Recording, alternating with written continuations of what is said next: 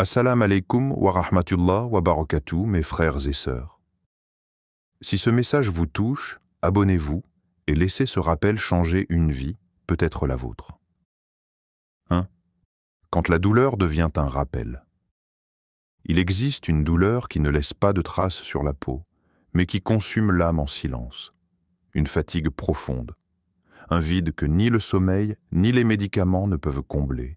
Tu es là, allongé. Mais ce n'est pas seulement ton corps qui est fatigué. C'est ton être tout entier. Et parfois, tu sens que même les mots des autres deviennent lourds, incapables de te rejoindre là où tu es tombé. As-tu déjà connu cette nuit où tu t'es retourné encore et encore, non pas parce que tu avais mal, mais parce que ton cœur appelait quelque chose que tu ne comprenais pas encore? Ce moment précis où tu ne cherches plus une réponse, mais une présence. Et alors, dans ce silence intérieur, un mot surgit. Pas par habitude, mais comme un cri discret du cœur. Allah.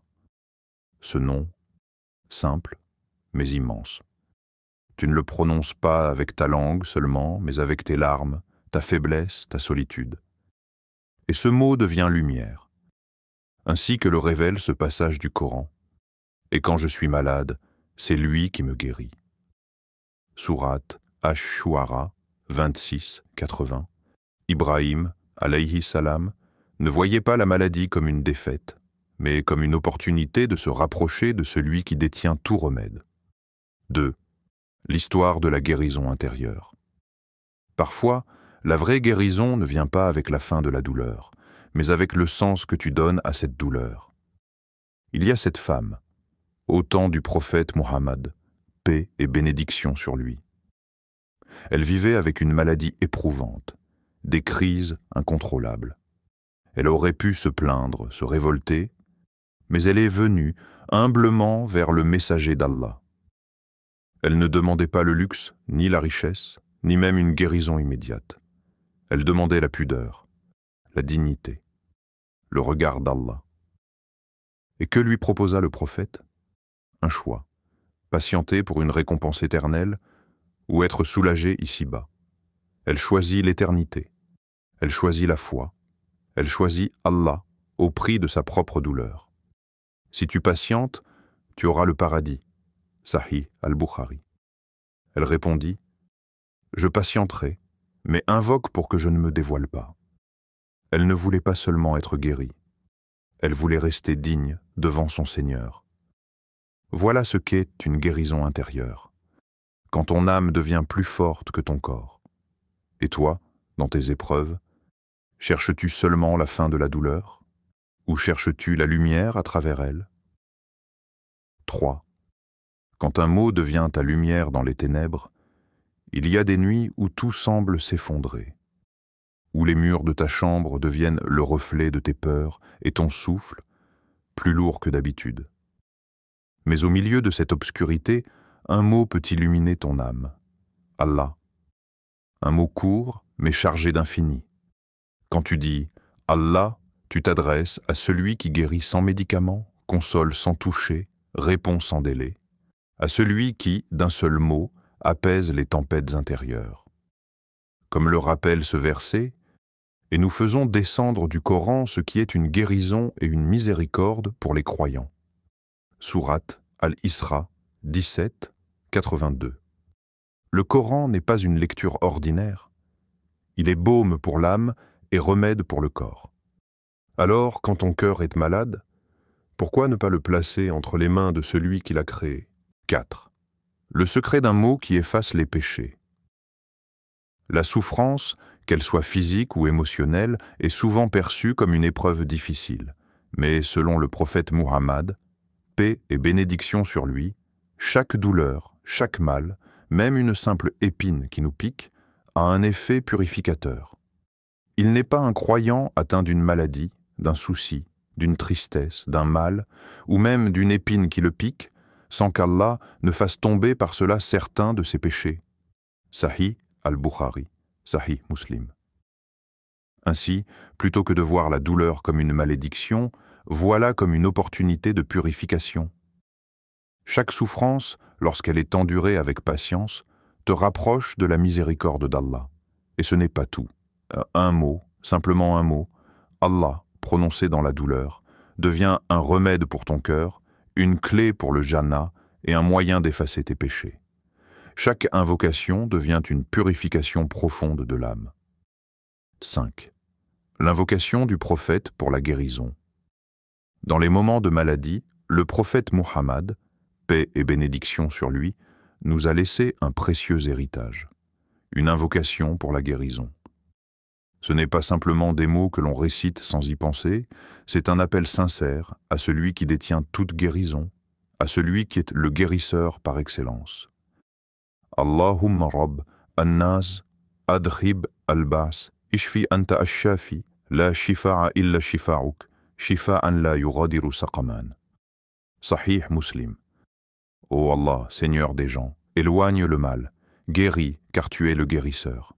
Il n'y a de guérison que ta guérison, une guérison qui ne laisse aucune maladie. Lorsque tu récites cette invocation, ne le fais pas mécaniquement. Ressens-la profondément. Crois en chaque mot, en chaque demande. Ce n'est pas juste une formule vide, c'est une supplication qui franchit les cieux, un appel direct à celui qui détient toute guérison. 6. L'épreuve est une ascension, mon frère, ma sœur. Rappelle-toi que tu n'es pas malade par hasard. Chaque épreuve a un sens profond, et parfois, cette souffrance est le seul chemin qu'Allah choisit pour te rapprocher de lui. Il est facile de voir la maladie comme une malédiction, mais il se pourrait qu'elle soit en réalité un appel à revenir à lui. Et nous leur ferons assurément goûter au châtiment ici-bas avant le grand châtiment, afin qu'ils retournent vers nous. Sourate As-Sajda 32-21. Parfois, la douleur est un moyen pour Allah de purifier ton cœur, de te rappeler ce qui compte vraiment et de t'orienter vers lui. Et si cette maladie était ta chance de te réorienter, de t'élever spirituellement et de renforcer ta foi. Peut-être que dans cette épreuve, tu trouveras ta vraie guérison, celle qui ne touche pas seulement ton corps, mais ton âme tout entière. 7. L'histoire d'un jeune qui a trouvé Allah à l'hôpital. Il était une fois un jeune homme, insouciant et plongé dans les plaisirs éphémères de ce monde. Mais un jour, la maladie vint frapper à sa porte. Gravement malade, les médecins n'avaient plus d'espoir pour lui. Dans la solitude de sa chambre d'hôpital, il se retrouva face à l'impuissance des hommes. Mais alors qu'il se croyait abandonné, il se tourna vers celui qui ne déçoit jamais. Allah, Allah. Ces mots devinrent son unique compagnie. Chaque nuit, chaque larme, il récitait ce nom avec ferveur. Et là, dans cette souffrance profonde, il retrouva quelque chose de plus précieux que la guérison physique. Il retrouva la paix. Il retrouva la foi. Contre toute attente, il guérit. Mais surtout, il guérit intérieurement. Allah avait répondu à son appel, non seulement en guérissant son corps, mais en purifiant son âme. 8. Et toi? Veux-tu guérir vraiment? La guérison que tu cherches ne se limite pas à ton corps. C'est bien plus que cela. C'est la guérison de ton âme, de ton cœur, de ton passé, de tes regrets, de tes blessures invisibles. La vraie guérison commence là où les médecins ne peuvent pas atteindre. Alors, commence par ce mot, Allah. Répète-le avec foi et conviction, mais ne t'arrête pas là. Accompagne-le de ce verset puissant qui évoque la confiance totale en lui. Hasbi Allahu la ilaha illahu, alayhi tawakkaltu, wa huwa rabbul arsh il-azim. Sourate At-Tawba 929. Allah me suffit, il n'y a de divinité que lui. En lui je place ma confiance. Il est le Seigneur du trône immense. Ses paroles résonneront profondément en toi. Place ta confiance en Allah, car seul lui a le pouvoir de guérir ce qui est au plus profond de ton être. Ce mot « Allah » guérit, purifie, libère, sauve. Ne sous-estime jamais le pouvoir d'un seul mot, prononcé avec sincérité au cœur de la nuit dans une larme silencieuse. Dis « Allah » et laisse-le faire le reste. Qu'Allah te guérisse, te pardonne et te mène au Jannah. Amin.